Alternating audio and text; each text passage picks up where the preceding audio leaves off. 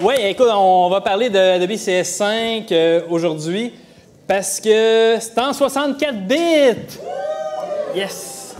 Ben c'est beau, mais qu'est-ce que ça veut dire 64 bits? En fait, toute la suite de Debbie maintenant est en 64 bits. Un des avantages du 64 bits,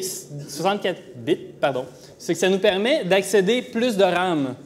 Donc, ça nous permet de stocker plus d'informations dans la RAM. Ça permet d'accéder à cette information-là plus rapidement que si elle restait sur le disque dur.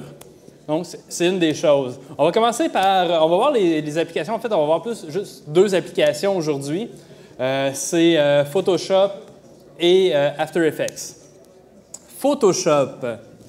Ici, j'ai ouvert Photoshop CS5. Ils ont des nouveaux petits icônes, là, sont bien beaux. Regardez ça. C'est comme des lits, c'est en 3D, c'est beau. Donc, qu'est-ce qu'on a comme nouveau feature? En fait, ils ont un feature qui permet de travailler sur des photos d'animaux. On va regarder ça. Je ne sais pas si vous avez vu les démos avec l'éléphant. Puis, écoute, ça marche super bien. Je vais vous montrer ça. Parce qu'avant ça, je ne sais pas ce qu'il y avait, mais là, c'est comme LLC. Hein? C'est des belles photos. Donc, ici, on a un éléphant. Mais, comme on essaye de faire des photos réalistes dans Photoshop, on essaie de se rappeler, de se rapprocher le plus possible de la réalité, puis on sait que les éléphants, ben, il en reste plus bien gros. Fait qu'on commence par prendre le Magic Wand, on va essayer d'enlever notre éléphant. Puis on a un Magic Wand, regardez ce qui est le fun, il sélectionne à peu près automatiquement ce que j'ai dit de faire. Ah, Magic Wand! Vous aimez ça? OK. Donc, si j'ai sélectionné mon éléphant, puis si je vais enlever la petite zone qui est clairement pas de l'éléphant, et on va l'ôter. Je vais juste aller dire de faire un petit expand ici de 8 pixels. Puis, on va servir d'un nouveau feature qui est le Content Aware. C'est une nouvelle fonction dans Photoshop qui permet de jouer avec des images, mais Photoshop est comme conscient du contenu de ton image et va travailler en conséquence. Donc, ici, je vais essayer d'enlever mon éléphant et je vais faire un delete. Comme je suis en background, il va dire, ben oui, OK, d'abord, je vais remplacer ça par quelque chose.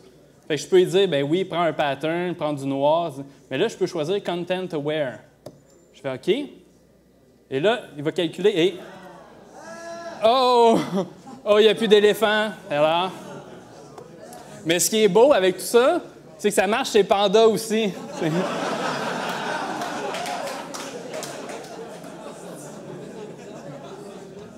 Fait qu'on peut faire la même chose. Écoute, vous pourrez expérimenter à la maison. Et... Alors, j'ai le panda et... En fait, on se rappelle du bon... Oh, puis là, il n'y a plus de panda. Fait que... C'est le nouveau Content Aware, mais le plus magnifique, c'est la girafe. La girafe, c'est vraiment, je pense que c'est fait pour la girafe. Il y a un code génétique de girafe dans Photoshop. Oui, c'est ça. Ben, ça en prend des bits là, avec tout le coup et tout. Fait que je prends mon One, je vais sélectionner la girafe, le plus possible. Puis là, on va faire deux choses, en fait. On va faire ça en deux parties parce qu'il y a une autre affaire bien le fun dans Photoshop. Fait que là, je sélectionne ma girafe. Je vais enlever ça, c'est du ciel. Ça ne fait pas du tout partie de ma girafe.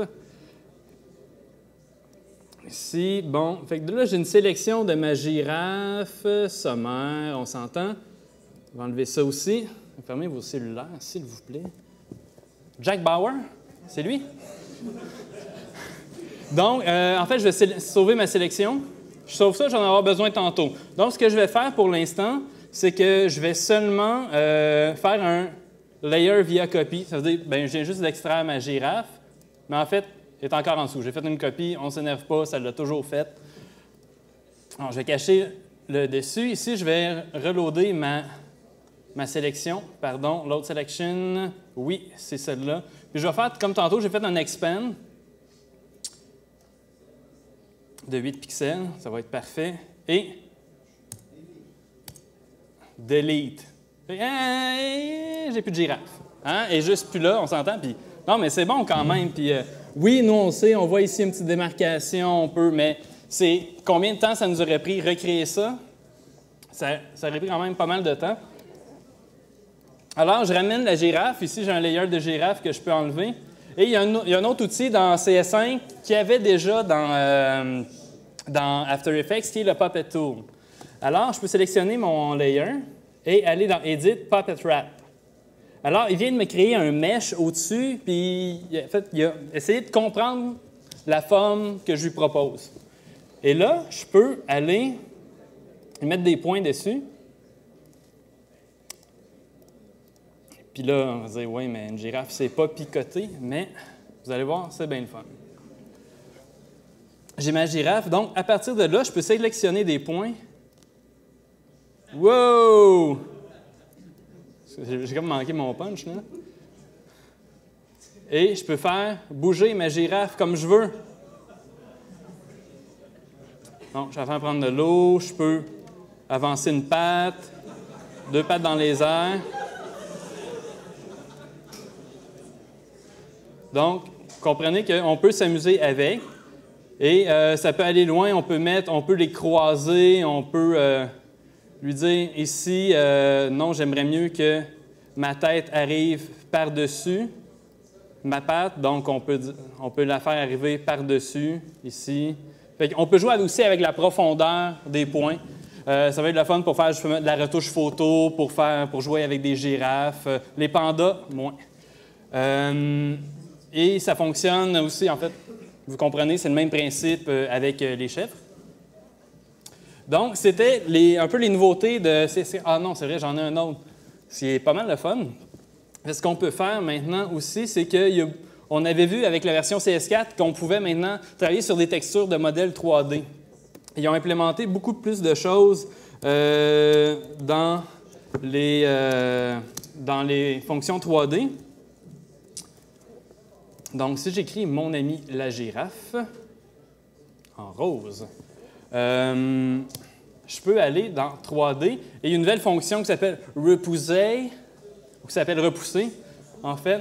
Et je peux choisir mon layer texte et automatiquement, il va en faire, après un certain temps de calcul et de rendu, il va en faire un objet 3D que je vais pouvoir bouger en 3D.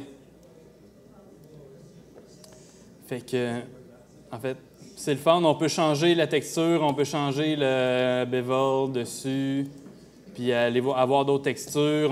On peut changer chaque surface de cet objet 3D-là et donner des textures différentes et l'amener et l'éclairer différemment. On peut même y mettre un drop shadow et tout. C'était Photoshop CS5.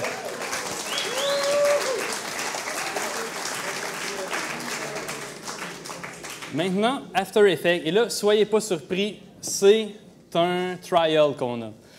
On n'a pas eu la dernière version. La version, c'est ça, comme disait Marc-André, il y a une version de 30 jours du Master Suite de CS5. Donc, vous pouvez avoir tous les logiciels gratuitement pendant 30 jours, les essayer.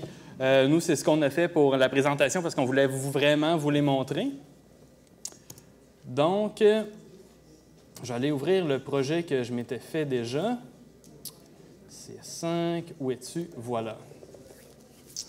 Donc, bon, After Effects, pour ceux qui travaillent souvent dans After Effects, qui ont des rendus à faire, avant ça, on était limité à 3 GB de RAM pour faire nos rendus. Donc, après 8 secondes, on était pas mal rendu au bout de nos rendus, des previews qu'on pouvait faire.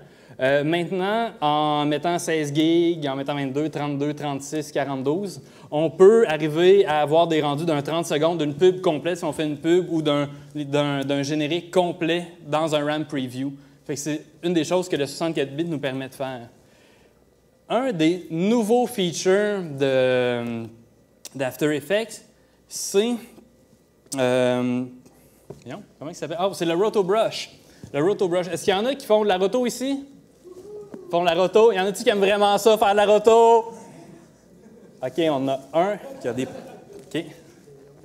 Ça va bien? T'es en santé? Ça se passe bien? OK. On s'entend? c'est plate faire la roto, tasser des petits points, frame par frame. En fait, je vais expliquer, c'est quoi la roto pour ceux qui ne savent pas, c'est découper un objet avec un masque, frame par frame. Fait que ça peut effectivement avoir, tu sais, c'est plate.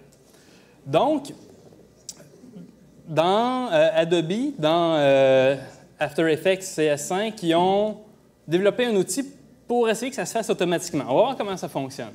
Ici, j'ai une composition où j'ai un copain qui est là et en dessous, j'ai une girafe. Donc, on va voir comment je fais parce que là, je vais découper le petit bonhomme puis on va essayer de superposer sur la prairie, la girafe. Donc, ce que je fais, c'est que je double-clique dessus et il ouvre dans sa fenêtre. Et ici, j'ai mon bouton de Roto Brush. Qu'est-ce que ça me donne? Ça me donne un petit outil vert ici. Tout ce que j'ai à faire... Attendez, ça en vient. Bon, là, je peux zoomer sur mon brush. On va le grossir un peu. Là, j'ai juste à... Là, je suis en train de faire la roto. Là. Ça paraît pas, là. Fait qu'on... Et là, oh, il vient découper mon objet. Automatiquement. Après ça, qu'est-ce que j'ai à faire? Bien, je fais play et frame par frame, il va aller découper mon objet. Non, mais hein, c'est le fun.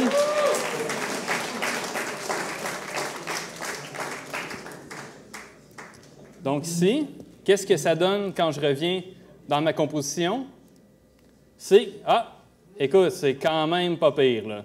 Et ici, si je vais dans mon Effect Control, ben, je peux jouer avec le smooth, avec le feather, je peux monter mon choke, puis voir ce que ça fait, et le super refinement. Donc, j'ai une autre composition ici qui est un peu plus complexe.